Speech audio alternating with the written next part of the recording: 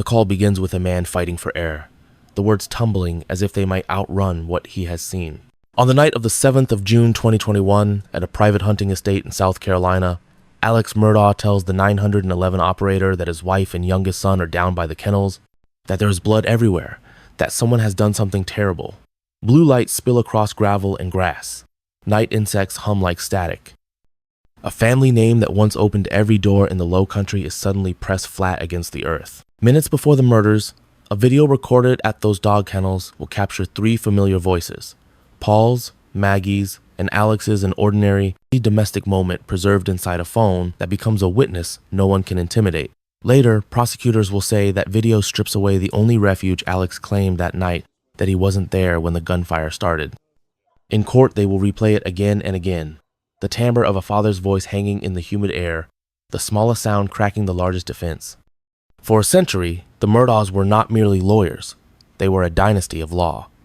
Power lived in their handshakes and lingered in the wood-paneled courtrooms where verdicts once felt like foregone conclusions. But beneath the manicured lawns and the easy charm of Southern privilege, cracks had already spread like roots under the foundation addiction, and money siphoned in the dark, a son facing trial for a deadly boat crash, lawsuits and secrets threading through the family's carefully curated story. On a summer night when the air itself seemed heavy, those hidden pressures found their release in 2 kinds of gunfire, and a silence so complete it sounded like the world holding its breath. When the officers arrive, they sweep the beams of their flashlights over boot prints, tire tracks, shell casings, the mundane debris of a life that has just become a crime scene. Somewhere between the first siren and the first photograph, grief and performance begin to blur. And somewhere on a charging dock, a phone contains the most inconvenient truth of all, that the story of a shocked husband discovering his dead is not the story that happened. The question is not only who pulled the triggers, it is why a man who had everything would choose a path that ends with blood on his hands, and his name recast from legacy to curse. Sometimes evil does not arrive as an intruder. Sometimes it lives at home, wears our clothes, borrows our voice, and waits for the lights to go out. In the heart of South Carolina's Low Country lies Hampton County, a land of marshes, oaks, and quiet reverence for one name, Murdaugh. For more than a century, that name was synonymous with power, justice, and privilege. Since 1910, 3 generations of Murdaugh men had served as solicitors, the Southern term for district attorneys, controlling who was charged, who was spared, and who prospered in the local courts. Their portraits hung in courthouses like saints of a secular religion. If you lived in Hampton County, you didn't cross the Murdaughs. You called them when you needed saving. To the world, Alex Murdaugh was the charming heir of this empire, tall, red-haired, and always ready with a smile. He inherited not only wealth, but influence, connections, and a last name that opened every door. He ran the family law firm, PED, alongside his brothers, handling personal injury cases that brought in millions. Everyone knew the Murdaughs drove nice cars, owned hunting dogs, and lived on vast properties. But most never saw beyond the image, a man of the South, family-oriented, loyal, and generous. Their estate, Moselle, stretched across 1,700 acres of woods, rivers, and farmland. It was a world apart, a southern Eden, where the Murdaughs hunted, hosted friends, and lived behind the comfort of isolation. Alex's wife, Maggie, was the warm heart of the family, elegant, social, a mother devoted to her 2 sons. Their eldest, Buster, was the golden child, athletic, smart, the one who would inherit the Murdaugh name.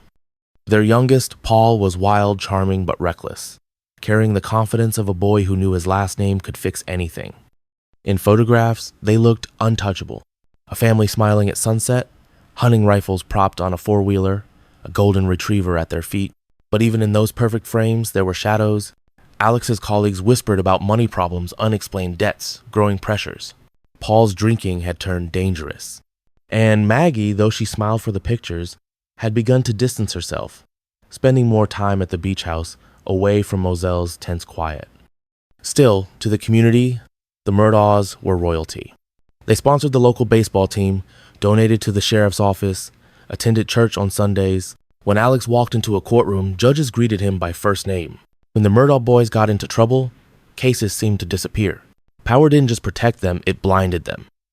In Hampton County, a neighbor once said, "The law didn't belong to the people, it belonged to the Murdaughs."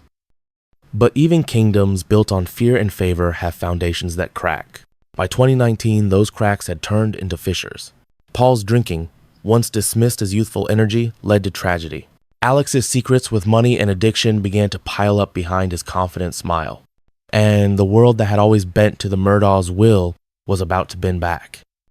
It began like any other night for a group of young friends' laughter, music, and the reckless confidence that only comes when youth believes itself invincible. But for Paul Murdaugh, the youngest son of Alex, the night of the 23rd of February 2019 would carve the first deep fracture into the family empire that had stood untouchable for generations. The group had been out on the Beaufort River, celebrating, drinking, drifting from one dockside bar to another. Paul, just 19, insisted on driving his family's 17-foot sea hunt boat. He was already drunk, stumbling, loud, but adamant that no one else would take the wheel. His friends begged him to stop. One of them remembered him laughing, slurring. "You can't tell me what to do. You know who my family is."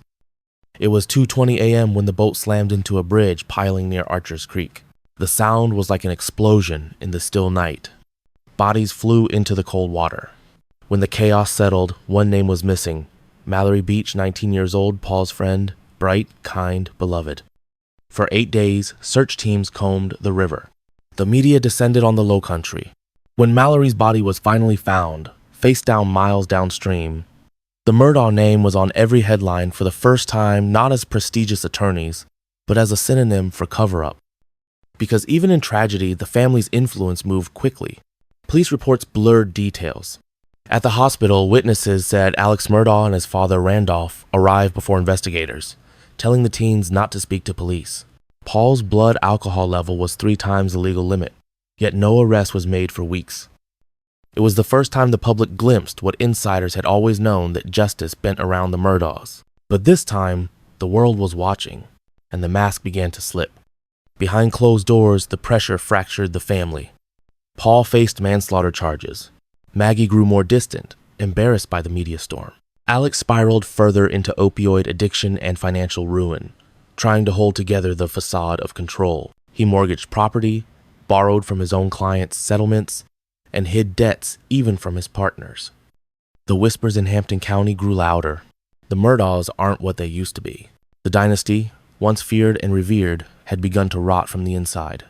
Meanwhile, online outrage erupted. Mallory's friends spoke publicly. Her family demanded accountability. And for the first time, people weren't afraid to say what they had long felt, that the Murdaugh name no longer meant law, but lawlessness. Even so, Alex believed he could still control the narrative. He hired lawyers, spun stories, and convinced himself that his last name was still bulletproof. But reputations crumble slowly, and then all at once, by mid-2021, the walls were closing in. The law firm was auditing missing funds.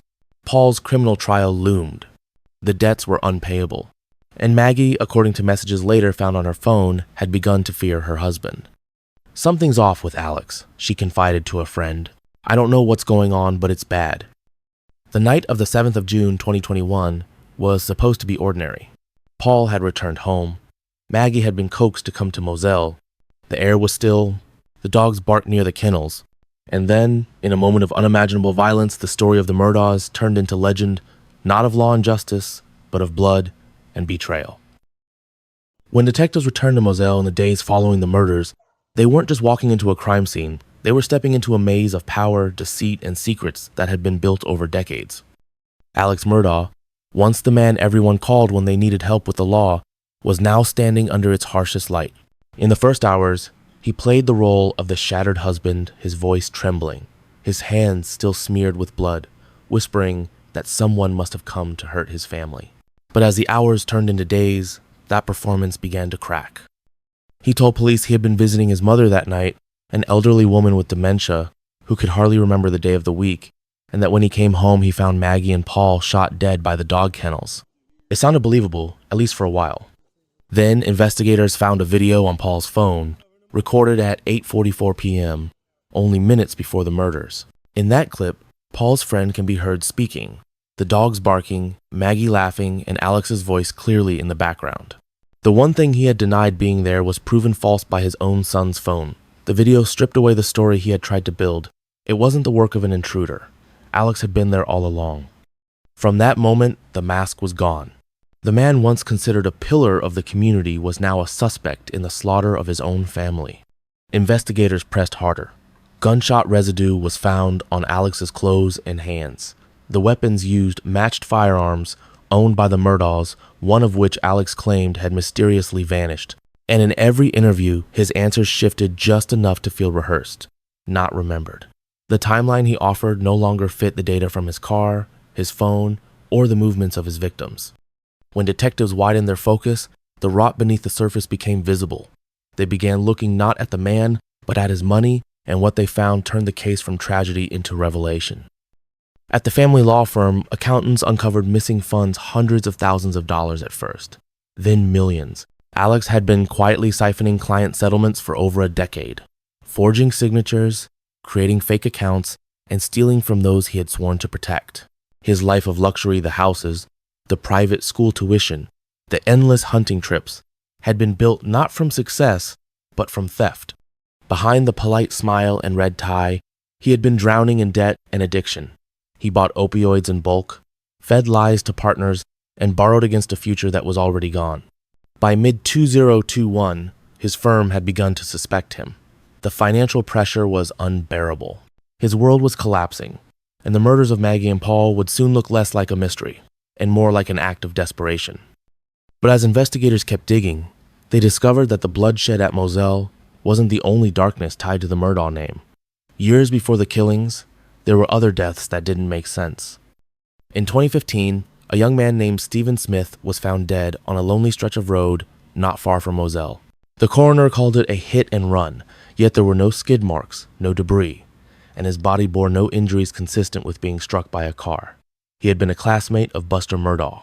Rumors spread quietly, and whispers of a cover-up hung over the town like humidity, thick, heavy, and impossible to ignore. Then came 2018. The Murdaugh's longtime housekeeper, Gloria Satterfield, reportedly fell on the steps of the family home and later died from her injuries. Alex told her sons he'd help them collect insurance money. They believed him. Instead, he pocketed the settlement more than $4 million through a web of fraudulent checks and fake accounts. It was a theft from the dead, committed under the guise of compassion. By 2021, everything Alex touched had begun to unravel. His wife knew about the money, his firm was closing in, his addiction was no longer a secret. The illusion of control of being a Murdaugh was evaporating. In September that same year, just months after the murders, he tried one final con. He staged his own shooting on a rural roadside, hoping to make it look like a murder so that his surviving son, Buster, could collect a $10 million insurance payout. The bullet only grazed his head. The shooter turned out to be a distant cousin he had hired himself. That was the end of the story. Alex Murdaugh tried to write one where he could die a tragic figure and leave behind a fortune. But the story that remained was uglier, truer, and far from finished. By the time police gathered all the threads, the phone video, the residue, the money, the lies, the image of a grieving father had fully disintegrated. What remained was a man who had built his life on manipulation and deceit until there was nothing left to protect but the illusion itself. And as the indictment came down in 2022, the once untouchable Murdaugh dynasty faced its reckoning. The courtroom that had always belonged to their family was now the stage of their ruin. The man who had once defined justice in Hampton County was about to stand trial for murder. By early 2023, the eyes of America turned to a single courtroom in Walterboro, South Carolina. The red brick courthouse, draped in Spanish moss and summer heat, became the stage for one of the most publicized trials in modern history. Inside sat Alex Murdaugh, the last heir of a Southern dynasty, now wearing a prison jumpsuit instead of a tailored suit. Cameras lined the walls. Reporters filled the benches. The nation that once admired the Murdaugh name now came to witness its destruction.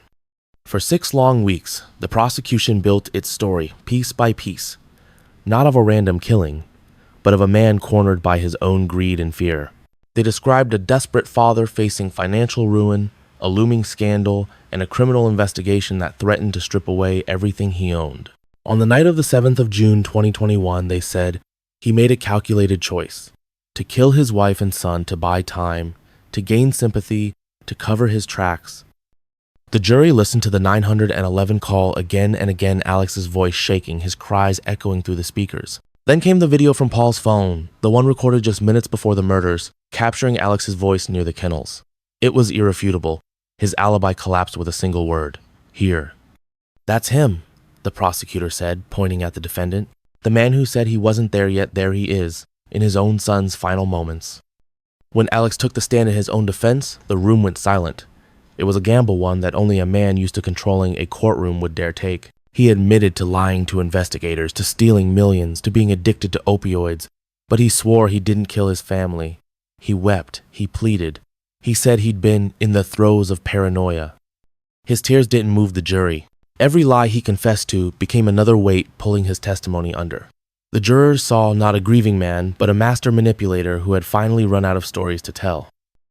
The defense tried to cast out no murder weapon recovered, no eyewitness, no direct confession, but the web of deceit was too thick to untangle. The digital data, the forensic evidence, the motive, they all converged on one man. During closing arguments, the prosecutor's voice cut through the quiet. For 100 years, the Murdaughs stood above the law, but not today. Today, justice belongs to everyone, even in Hampton County. After less than 3 hours of deliberation, the jury returned with its verdict, guilty on all counts the murders of Maggie and Paul. As the words were read, Alex stood motionless. The courtroom buzzed, reporters typing, spectators whispering. The man who had once controlled verdicts with a nod now listened to one he could not escape. The judge looked down from the bench and said, "You have lived a life of privilege, but it was all built on lies. It is one of the most troubling cases this court has ever seen." Then came the sentence: life in prison without parole. Outside, rain began to fall, tapping against the courthouse steps like a metronome, marking the end of a century-long reign. The Murdaugh dynasty, the family that had defined justice in the Lowcountry, was over. As Alex was led away, cuffed and silent, the camera lights flashed like lightning. The image of his bowed head spread across every screen in America, a living symbol of how power, once unchecked, always turns inward to destroy itself. The verdict was supposed to be the end, the final line under a century of privilege, lies, and blood. But in Hampton County, the ghost of the Murdaugh name still lingers like the humidity, thick and impossible to ignore. The Moselle estate stands silent now. Once a proud monument to Southern success, it is an empty shell, its hunting fields overgrown, the kennels abandoned, the air heavy with the memory of screams that will never fade. Weeds creep up the walls where the Murdaughs once held parties. Inside, dust settles on family portraits that no one has the courage to take down. The family law firm, PMPED, changed its name, trying to erase the stain of its founding dynasty. But the echo remains in the marble halls and the whispers of those who once looked to the Murdaughs for protection and instead found corruption. Even now, the ripples of their downfall continue to spread. New charges, new lawsuits, new questions about how many people suffered under their influence. Each revelation feels like another bone unearthed from the soil of South Carolina, proof that what looked noble was always built on decay. In interviews from prison, Alex Murdaugh still insists he's innocent. He smiles occasionally, the same practiced charm that once won juries and clients. But behind that smile lies a hollow truth that power had devoured him long before the murders ever happened. His surviving son, Buster, lives quietly, far from Hampton County. For him, the Murdaugh name is no longer an inheritance, but a cursory reminder that sometimes the worst prisons aren't built from concrete, but from legacy. The story of the Murdaughs is not just about murder. It is about the illusion of invincibility, and what happens when men who believe they are above the law finally face it. It's about how evil doesn't always arrive with a weapon in hand. Sometimes it hides behind good manners and Southern charms, smiling across a dinner table. The Murdaugh name once opened every door in the South, one local journalist wrote. Now it opens only old wounds. At dusk, the fields of Moselle are quiet. The sun sinks low, turning the grass to gold one last time before it fades into shadow. If you listen closely, you can still hear the echoes of the laughter, the gunfire, the phone call, the lies. The empire didn't fall by force. It collapsed from within. And in that collapse, the world was reminded of something simple and terrible, that no name, no wealth, no history can stand forever against the truth. This was not just the fall of a man, the prosecutor said at the end. It was the fall of a dynasty that thought it could outrun justice.